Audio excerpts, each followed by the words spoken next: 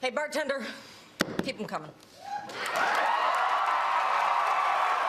From Saturday Night Live in New York to a town hall in the QCA. You've been busy. I have been very busy. We're at the time in the campaign where I think you just try to do as much as you can to get your message out. Hillary Clinton is connecting with voters and unveiling her plans to beat Bernie in February's Iowa caucus. What do you think about your chances here in Iowa? I feel very good about it because of the response that I'm getting and the organization that we have on the ground that is working so hard. The latest NBC Marist poll gives Clinton a double-digit lead in Iowa, and with less than 4 months to go, she's not letting up. You've introduced a number of sweeping measures, including increasing background checks, closing some loopholes. I want to ask you, how has being a grandmother changed or solidified your views on gun control? It's been enormously impactful. When it comes to keeping guns out of the wrong hands and trying to protect everybody, particularly our children. In a recent interview, you said you were furious after Donald Trump's remarks concerning illegal immigrants in this country. What do you make of his tone lately and of his campaign? Well, I did say that I was furious because I think some of what he has said has been so hateful, mean-spirited, and I don't understand it. Clinton's proposals include making health care and prescription drugs more affordable, immigration reform, and plans to fix Wall Street. I want you to understand. Issues she'll likely defend in the first Democratic presidential debate next Tuesday. I think the biggest issue in America is the biggest issue in Iowa. How do we rebuild the middle class? How do we make sure that people can stay in the middle class, that their incomes are adequate to do that? And how do we have more ladders of opportunity so more people can get into the middle class? Drag racing, you could race the car that you drove to the track in, or you could spend $1 million and drive a nitro funny car. Brought everyone out here. They wanted to have fun.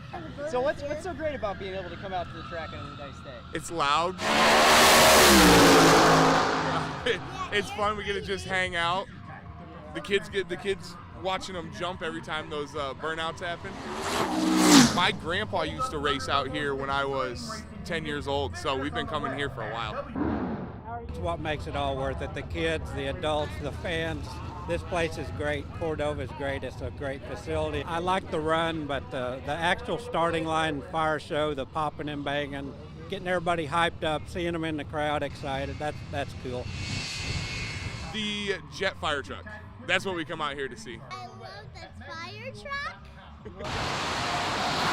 I had 200 gallons of fuel on it there, so I was weighing almost 9,000 pounds when I ran this thing. It's really heavy. It's hard to get stopped. The most exciting thing about being here is being here. You can watch it on the live feed or you can watch it on television, not the same.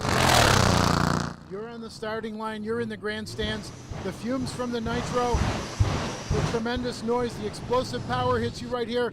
You've got to be here to experience it.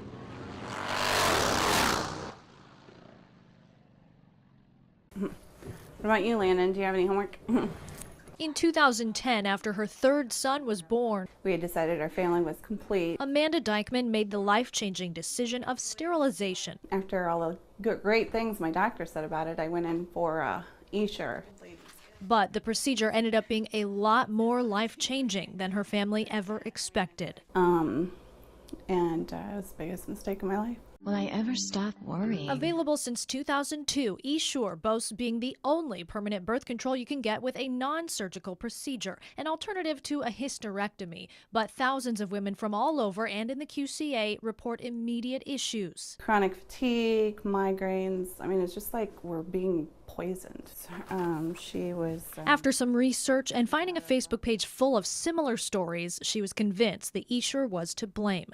In 2013, Dykman had enough. They were so corroded. And opted for a full hysterectomy to get rid of the coils, telling us not long after that, her situation had improved. Immediately, and I'm not kidding, like immediately, I felt better.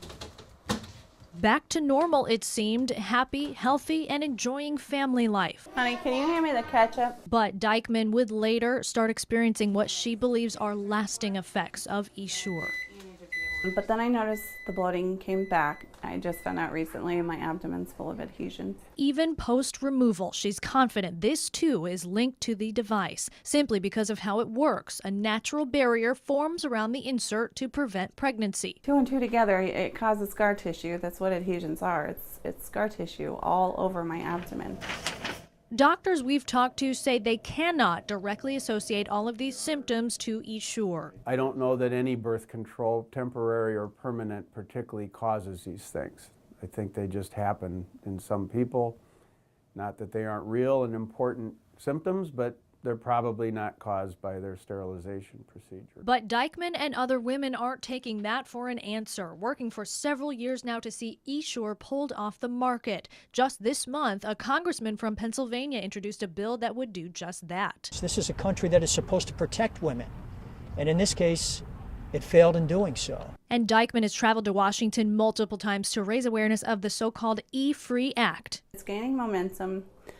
We have women that are going to be meeting frequently. The FDA is reviewing former patient claims. It recently held a meeting of the Obstetrics and Gynecology Devices panel to discuss Essure's safety and effectiveness. But the FDA believes no new complications exist for women who've had Essure for more than 5 years. It's permanent. This is going to be for the rest of my life. Another problem Dykeman believes exists is improper placement. So I think there's been a huge disconnect between the manufacturer and the physicians and their training. They just recently added the warning also for the coils possibly perforating or migrating. The maker of Essure, Bayer, says some 750,000 women have chosen the device. There have been more than 16,000 complaints, according to the New York Times. The company lists a number of benefits as well as risks for potential patients. You gonna knock those out real quick? Still, Dykeman says she can't sit by and let what she experienced happen to other women. It's not okay. It's just birth control. It's just birth control. There's other options, and there needs to be more studies. I think safer birth control needs to be a priority.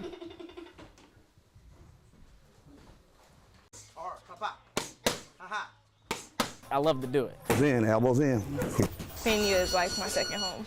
Young fighters training hard like they do on a daily basis. Right hand, right back. Here at the Davenport Boxing Club.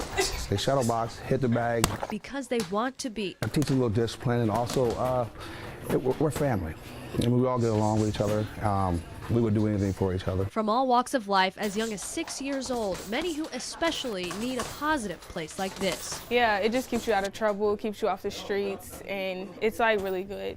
People come here, like everyone's welcome. Local boxing legend Alvino Pena started this club in 1968. It's been in this location downtown on 4th Street for several decades. Most of the kids that come here walk here. Alvino trained former world champion Michael Nunn and scores of silver and golden glove champions. He loved it. So he was here every day, all Monday through Friday. For all them years, he was here at 4 o'clock. He never missed. Patrick, his son, has been running the gym ever since Alvino passed last March. Close to a year after his death, the club learned it would no longer be able to use this space.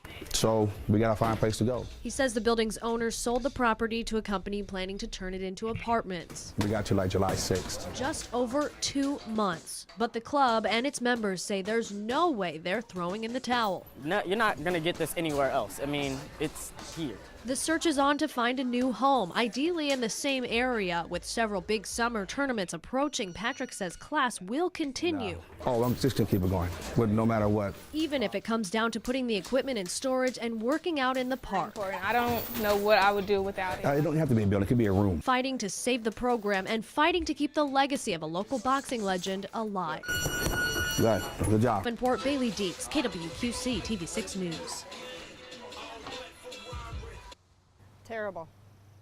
It's unacceptable for anybody, let alone the veterans. When you go to visit a loved one's resting place, you don't expect to trudge through tall grass. Oh yeah, there's another one over here. See graves overgrown by weeds, even headstones toppled over. It breaks your heart when you see that all these people that have families and this is what they got to come out here to. But when word spread those were the conditions at Springdale Cemetery, several people here decided to do something about it. And once you get up here and you start seeing how bad it looks, you know, you can't do anything but help.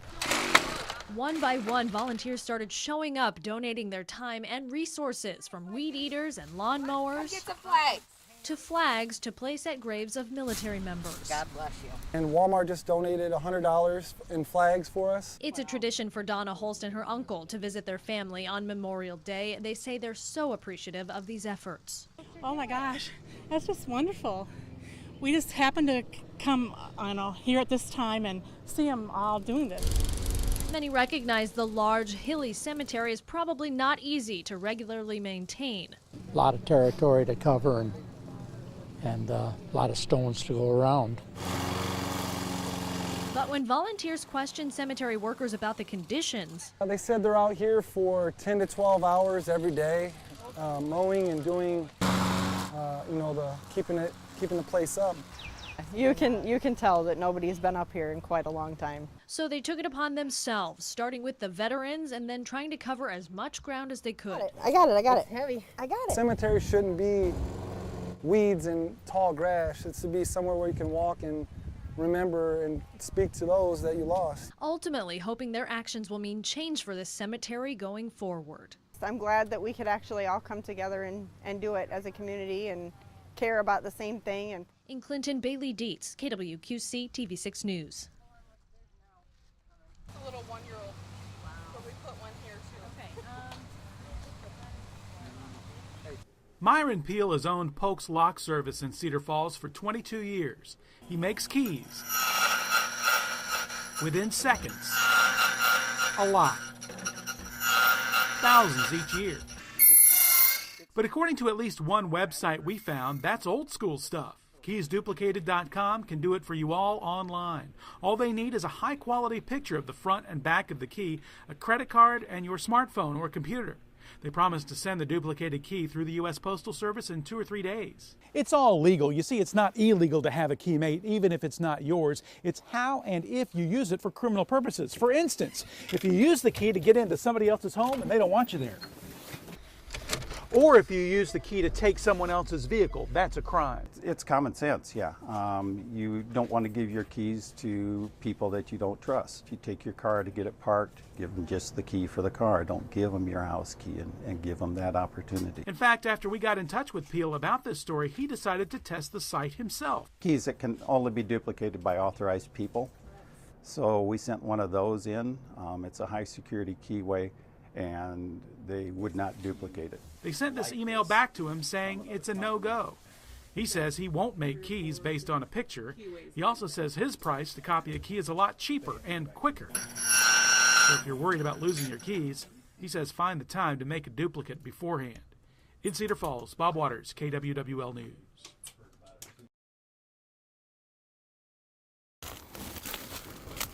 Oh, I've been here all my life. This is the home farm. In 60 years on the farm, Gary Smorstad's never seen anything like it. Wow, yeah. He was out in the field when his neighbor's tractor got stuck in a sinkhole. But that's not the weird part. When he got him out, and he gets out of the tractor, and I get out of the skid loader, we had to look to see how deep the hole was. And there was a 10-point buck staring at us. Kind of surprised both of us pretty good. This was staring back at him. Oh, what in the world is he doing in there? So he calls the kids, calls the wife. Everybody has to have a look at what is stuck in this Decorah dirt. Then his son decided that deer was coming out. And that's, I guess, where they videoed it. And then they took and pulled him out. But no good deed goes unpunished. And when they did get him out, deer kind of took off after one of them a little bit, but didn't take too long, and he took off out of here. So. And Gary, more used to having deer chewing on his crops, hopes this buck takes a message back to his herd. So I did a good turn for him now, or the boys did, and so then maybe they can leave the deer, corn and the beans alone. Fair is fair, you know? There you go, that'd be the best.